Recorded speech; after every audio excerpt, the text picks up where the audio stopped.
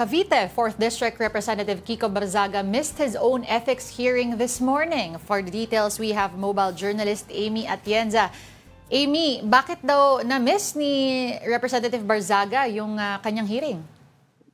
Yes, Denise, kanina nga dito sa House of Representatives ay nagsagawa ang House Ethics Committee ng hearing laban nga sa mga complaints na ipinayal ng ilang mga kongresista laban kay Cavite 4th District Representative Kiko Barzaga. At kanina sa ambush interview ng House Media na banggit ni Representative Kiko Barzaga na isa nga daw sa mga dahilan kung bakit hindi niya totally nadepensahan yung kanyang panig ay dahil nga daw meron siyang naging late daw siya dahil daw sa paglalaro niya ng games. At yun nga yung isa sa mga rason kung bakit gusto niya sana ay magkaroon palalo ng hearing sa mga susunod pang sesyon dito sa Kamara. Kanina din naman nabanggit niya na isa nga daw sa mga layunin niya ay masabi nga dito sa Kamara, lalo na sa House Ethics Committee, na ang kanyang mga kilos daw ay tanging gawi lamang ng freedom of expression. Pero so far sa naging panayam din natin kasama si House Deputy Speaker Ronaldo Puno ay nasabi niya na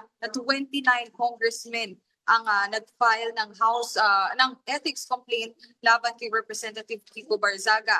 Para naman kay Barzaga nabanggit niya din Denise na isang araw sa mga layunin niya kaya din nagkaroon ng rally ay para nga daw panagutin yung ilan sa mga nadadawit na kongresista dito nga sa Manumalyong Flood Control Projects, pati na rin sa mga issue kinakaharap. So kailangan din daw makita yun ng ilan at hindi lang mag-focus dun sa quote-unquote unethical na ipinopost niya sa social media. Denise?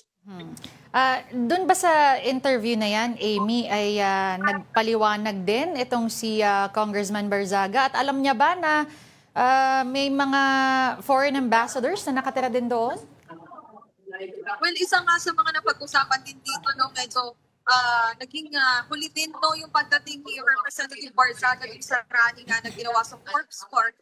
Pero so far, fully aware naman siya. At yun nga, lagi niya ring sinasabi na hindi naman daw dapat patawan yung mga ginagawa niyang aksyon, lalo na sa social media. Dahil para sa kanya, wala naman daw siyang ginagawang mali sa mga pinupost niya online. Kahit may ilan ang nag-raise nga ng concern na dinadali niya, hindi lang yung mga kongresista, pati mga senador, kundi pati na rin yung provoke niya sa mga kabataan na tumakbo daw ng Senado ng Kongreso para nga daw magkaroon pa ng pera. So yun yung ilan sa mga nagdiskusyon din ng House Ethics Committee, lalo na sa nabanggit nga ni Representative Puno patungkol naman dyan sa complaint kay Representative Barzaga. I-refresh lang natin, ayon kay Congressman Puno, yung nag-file, yung partido nag-file ng ethics complaint believes Barzaga may have committed these violations, not acting in a manner that reflects credibility on the House, engaging in acts contrary to law, good morals, customs, and public policy, conduct that incites seditious activity, at yung pang-apat ay conduct prejudicial to the best interest of the service and unbecoming of a member of Congress. Mahalagang tanong sa lahat, may nagtanong ba kung anong game yung nilalaro niya kagabi, ba't siya napuyat?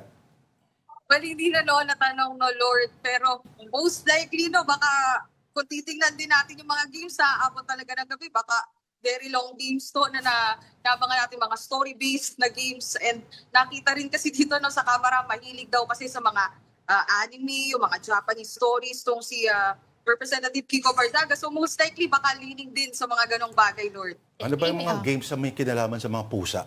Oo nga meron may part ng interview niya, puro meow lang yung sinabi niya nung una. Amy, mabalik ako dun sa hearing. May bagong schedule na ba? I-reschedule ba tong hearing na to? Sorry, Denise, medyo nawala. Oo, may bago bang schedule? I-reschedule ba tong meeting? Hearing rather. Well, so far wala pa tayong naririnig ng final date or exact date kung kailan nga ba yung susunod, dahil inaasahan din natin na magkakaroon ng recess dito sa Congress simula nga bukas hanggang November 9. Pero sigurado rin naman ng House Ethics Committee na magtutuloy-tuloy ang diskusyon patungkol ka dito. At nasabi na rin naman ni Representative Kiko Barzaga na gusto niya pang-araw depensahan din yung kanyang panig. At huwag na nga rin daw munang umattend dun sa ginawang Reconciliation Subcommittee ng House Ethics Committee na kung saan makakasama niya si Representative Puno para nga daw mag-settle sila dun sa mga nagiging issue nila dito sa Kamara. Naku. Sasawayin na naman siya ng kanyang tita Janet Garinian, ano? Di ba? Ikaw naman, ano naman yung pinagagawa mo? Oo. Pero may anong balita doon sa mga nagrally sa labas ng Forbes Park? Marami bang dumating? Kasi nang hikayat itong si Congressman Barzaga, ano? May balita ka ba, Amy, kung gaano karami? Well, wala tayo nung exact numbers, Lord, pero naging satisfied naman daw yung isinagawang rally natin. And baka sa susunod, dahil nga inaasahan din natin na hindi lang naman itong panig doon ni Representative Kiko Barzaga yung magkakaroon ng rally. Baka nga meron pang mga susunod na protesta na gagawin, hindi lamang itong sa panig nga ni Representative Barzaga, kundi yung iba ding mga organized groups na meron dito tayo sa Pilipinas. No? So abangan din natin kung ano nga ba yung mangyayari sa mga rallies na yan. Baka most likely sa mga rallies din na sasagawa, isa na yung sa November 13 na inaasahan din nating malaki-laki, baka magpakita si Representative Barzaga dyan. Okay. Yung latest sa budget, okay. Kailan ba ipapasa on third reading? Ang tanong. Well, ngayong 1 p.m. no, Lord, nagsimula na yung plenary session dito sa House of Representatives. So far, inaasahan natin na later today ay maipasa na nga yung budget sa third and final reading. No.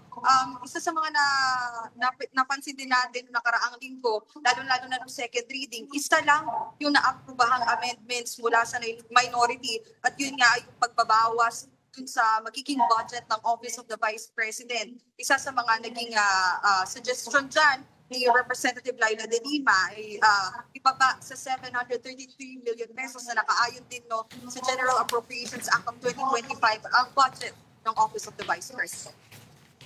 All right, thank you very much. Again, that was our mobile journalist, Amy Atienza.